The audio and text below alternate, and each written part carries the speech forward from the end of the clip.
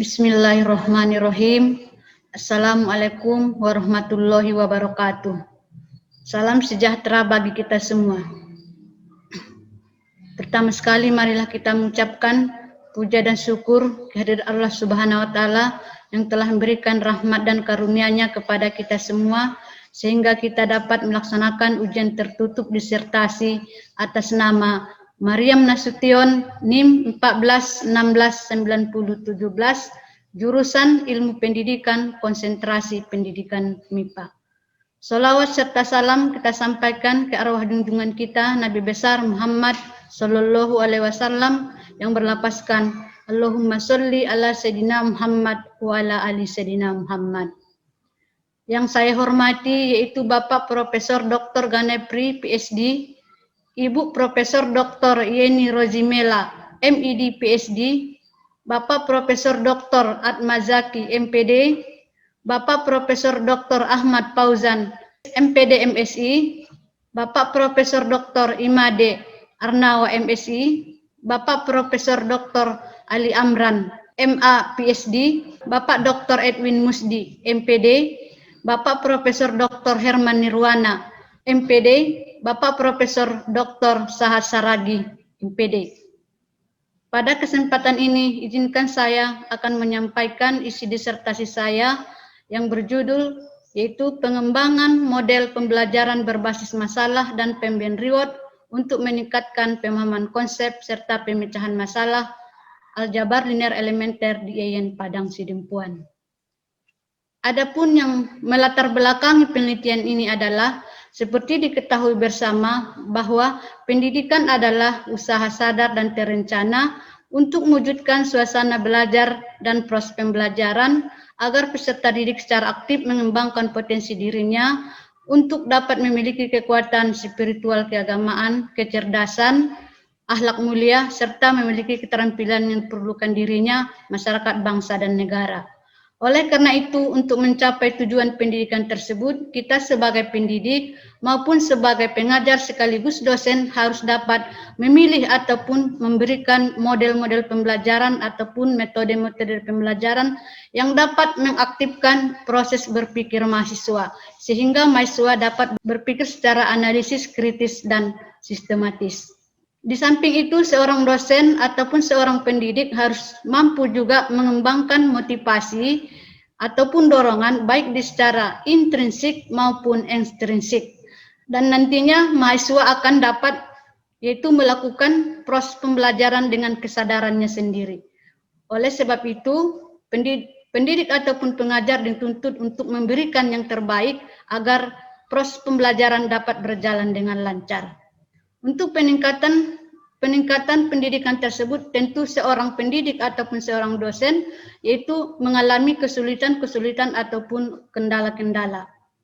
Dan untuk itu dari hasil wawancara yang saya temukan di lapangan bahwa ada kendala-kendala ataupun masalah-masalah yang dituangkan dalam latar belakang masalah. Yang pertama yaitu pembelajaran yang dilakukan masih bersifat teacher center. Ini artinya pembelajaran yang dilakukan selama ini masih didominasi oleh dosen tersebut, sedangkan mahasiswa hanya bersifat menyelenggarakan perintah daripada dosen tersebut. Yang kedua, kemudian pemahaman konsep dan pemecahan masalah mahasiswa tentang aljabar linear belum mencapai maksimal. Ini dilihat dari data 3 tahun terakhir mulai tahun 2015 sampai tahun 2017. Selanjutnya, yang ketiga, secara teori, adanya gaps penerapan model pembelajaran berbasis masalah merupakan pembelajaran dirancang dengan berfokuskan pada masalah yang dibicarakan saja, sehingga mahasiswa hanya mendapatkan pengetahuan, memecahkan masalah, dan serta memiliki kecakapan berpartisipasi dalam tim. Selanjutnya, latar belakang berikutnya yaitu pembelajaran yang dikemas hanya memberikan hubungan dua arah, yaitu stimulus dan respon tanpa memperhatikan rasa kepuasan daripada pembelajaran tersebut. Oleh sebab itu, pembelajaran dilakukan selama ini merupakan pembelajaran stimulus respon kurang dapat mendorong pembinaan perilaku yang produktif. Berikutnya yaitu buku sumber yang tersedia sebagai bahan referensi kurang lengkap. Nah, adapun rumusan masalah dalam penelitian ini adalah yang pertama, bagaimanakah karakteristik pengembangan model pembelajaran berbasis masalah dan pemberian reward? Yang kedua, bagaimanakah gambaran validitas, praktikalitas, dan efektivitas pengembangan model pembelajaran berbasis masalah dan pemberian reward? Sedangkan rumusan masalah yang ketiga, apakah ada perbedaan minat dan sikap belajar mahasiswa dengan menerapkan model pembelajaran berbasis masalah dan pemberian reward pada mata kuliah aljabar linear? 4. Apakah ada perbedaan kemampuan pemahaman konsep dan pemecahan masalah matematika mahasiswa dengan menerapkan model pembelajaran berbasis masalah dan pemberian reward pada mata kuliah aljabar linear? Sedangkan tujuan penelitian ini adalah yang pertama, mendeskripsikan karakteristik pengembangan model pembelajaran berbasis masalah dan pemberian reward. Yang kedua, mendeskripsikan gambaran validitas, praktikalitas, dan efektivitas model pembelajaran berbasis masalah dan pemberian reward. Sedangkan yang ketiga, untuk mengetahui perbedaan minat dan sikap belajar mahasiswa dengan menerapkan model pembelajaran berbasis masalah dan pemberian reward pada mata kuliah aljabar linear. 4. Untuk mengetahui perbedaan kemampuan pemahaman konsep dan pemecahan masalah matematika mahasiswa dengan menerapkan model pembelajaran berbasis masalah dan pemberian reward pada mata kuliah aljabar linear elementer. Adapun landasan teori yang dibangun dalam penelitian ini adalah yang pertama, belajar dan pembelajaran di perguruan tinggi. Yang kedua, filsafat pembelajaran matematika. Yang ketiga, minat belajar. 4, sikap belajar. 5, kemampuan pemahaman konsep. 6, kemampuan pemecahan masalah. 7, model pembelajaran. 8, model pembelajaran berbasis masalah. 9, model pembelajaran konvensional. 10, model pembelajaran dan pemberian reward. Yaitu berikutnya yang ke-11, pemberian reward dalam pembelajaran. Penelitian relevan yang pertama yaitu Sektino pada tahun 2016 menyatakan bahwa model PBL dapat menciptakan lingkungan yang mendorong secara optimal. Yang kedua, Strobel pada tahun 2019 menyatakan bahwa PBL unggul ketika retensi jangka panjang, pengembangan keterampilan dan kepuasan mahasiswa dan pendidik. Sementara pendekatan tradisional yang lebih efektif untuk retensi jangka panjang yang diukur dengan ujian papan standar. Yang ketiga, yaitu Rockhart dan kawan-kawan pada tahun 2015 menyatakan bahwa PBL merupakan permainan berbasis masalah dalam pendidikan, mampu memberikan lingkungan yang menyenangkan dan memotivasi untuk mengajar dan belajar pada mata pelajaran tertentu. Adapun teknik dan instrumen pengumpulan data, yaitu teknik pengumpulan data yang pertama wawancara, yang kedua observasi, yang ketiga studi dokumentasi, 4 angket, kelima tes.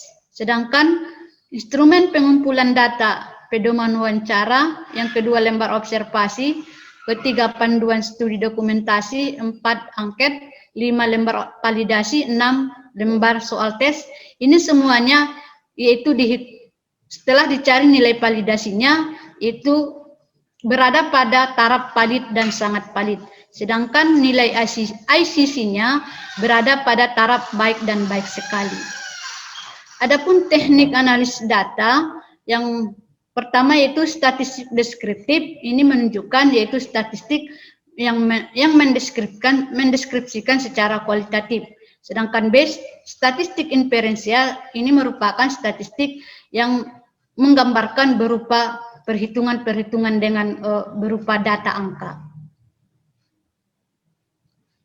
Analisis data di sini yaitu ada 3 bagian. Yang pertama preliminary phase atau studi pendahuluan, yaitu di sini melakukan uji validitas, kemudian yang kedua uji reliabilitas, kemudian yang ketiga nilai ICC.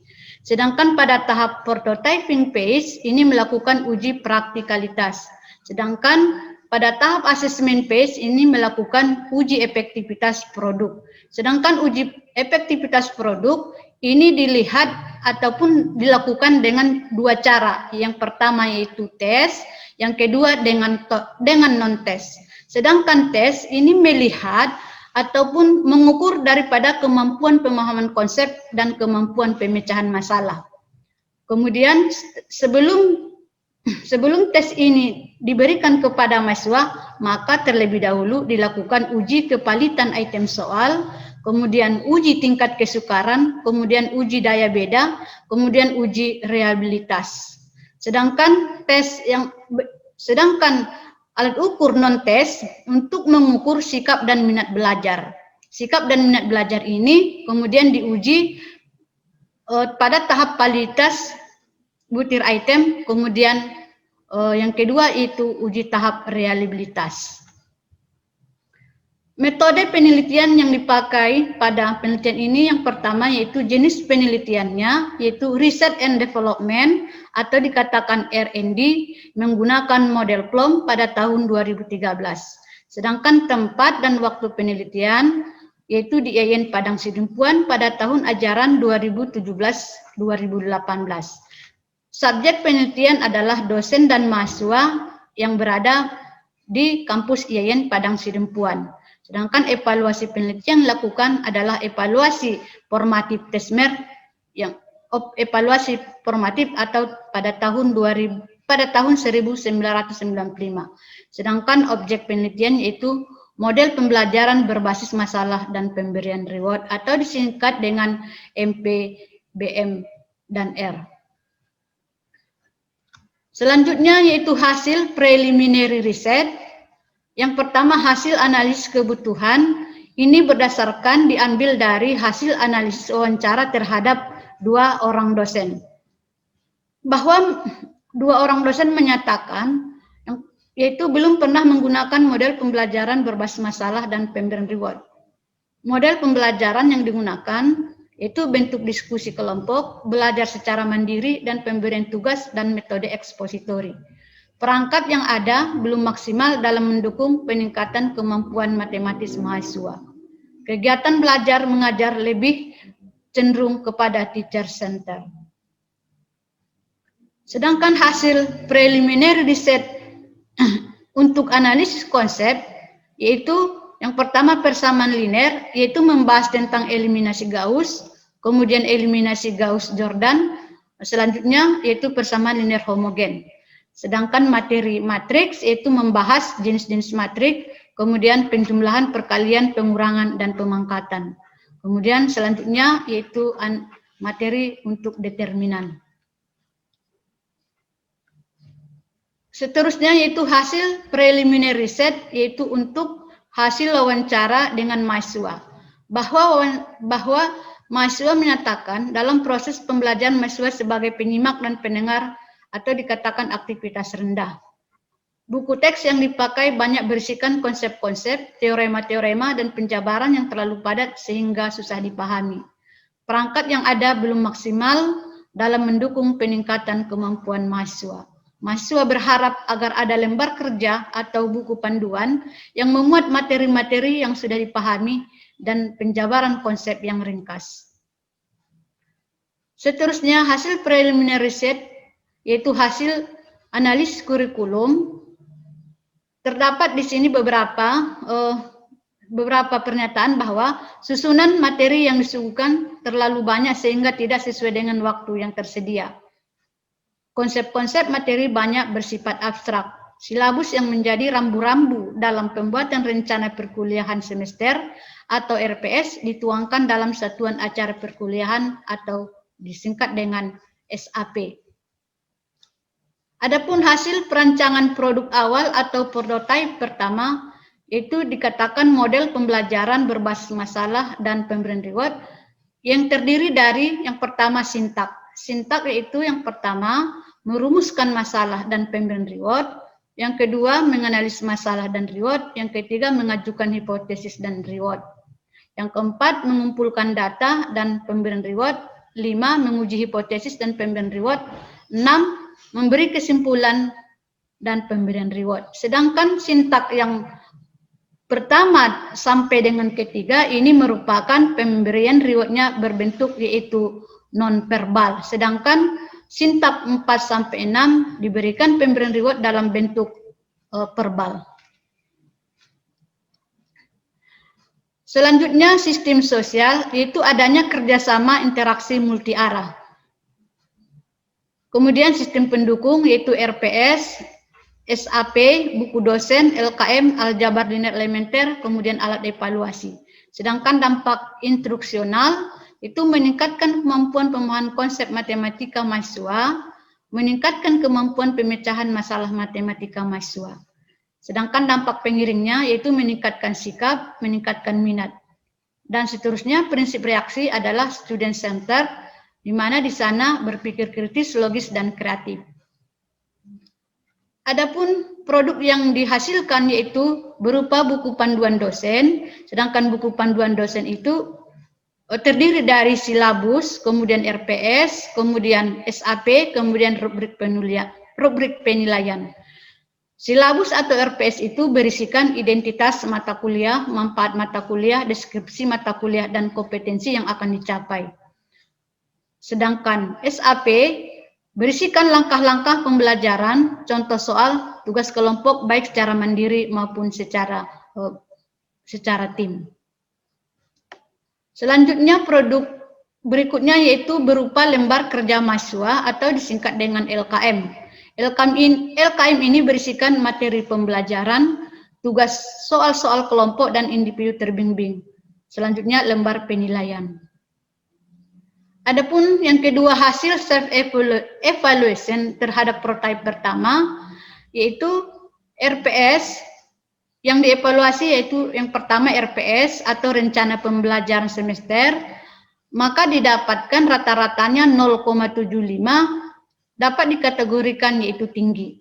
Yang kedua SAP atau satuan acara perkuliahan, rata-ratanya 0,80 mempunyai kategori tinggi. Sedangkan yang ketiga, buku model pembelajaran berbasis masalah dan pemberian reward mempunyai rata-rata 0,78 dikategorikan tinggi.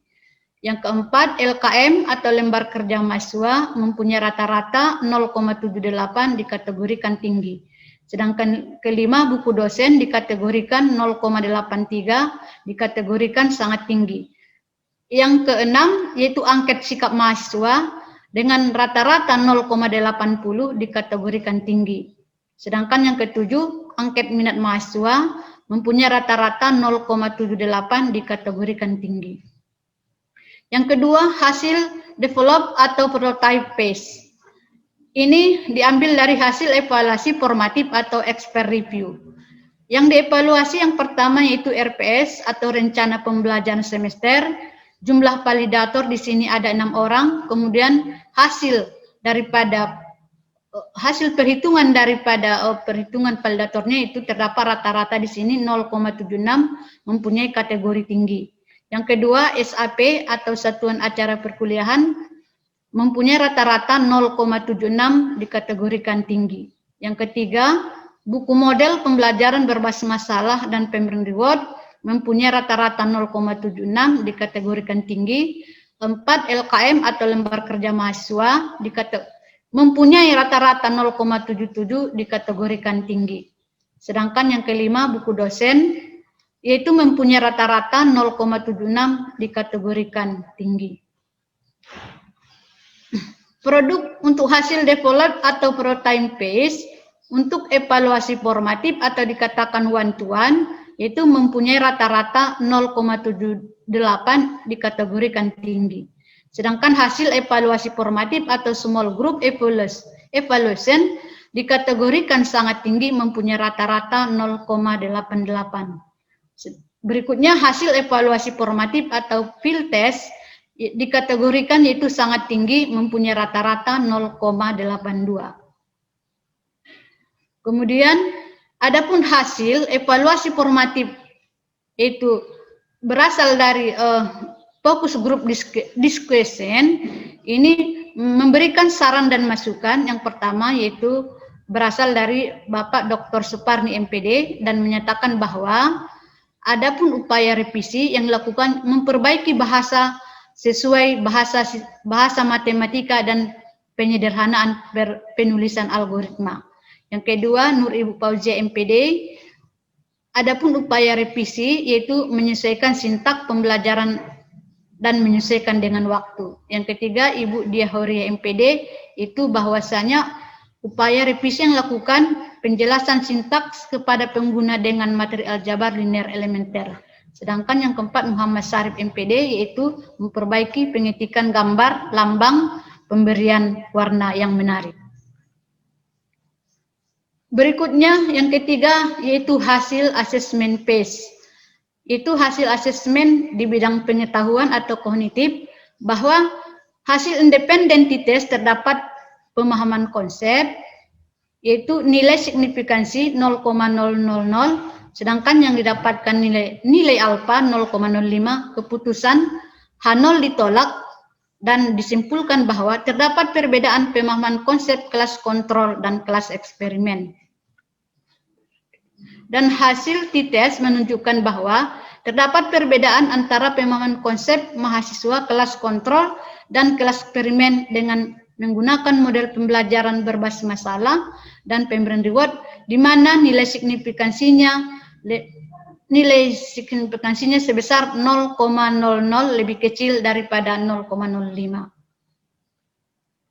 Berikutnya yaitu hasil aspek pengetahuan dipakai untuk menguji pemecahan masalah yaitu dengan independen T-test, bahwasanya didapatkan nilai signifikansinya 0,000, kemudian nilai alfa 0,05, keputusan H0 ditolak, dan dapat disimpulkan bahwa terdapat perbedaan pemecahan masalah kelas kontrol dan kelas eksperimen.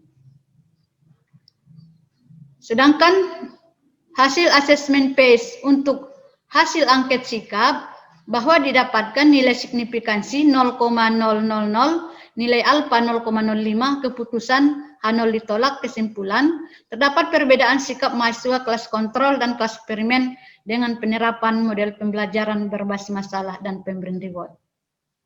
Kemudian hasil asesmen PACE di bidang minat belajar bahwa didapatkan nilai signifikansi 0,000, nilai alfa 0,05, keputusan H0 ditolak, dan dapat disimpulkan terdapat perbedaan minat belajar mahasiswa kelas kontrol dengan kelas eksperimen dengan penerapan model pembelajaran berbasis masalah dan pemberian reward.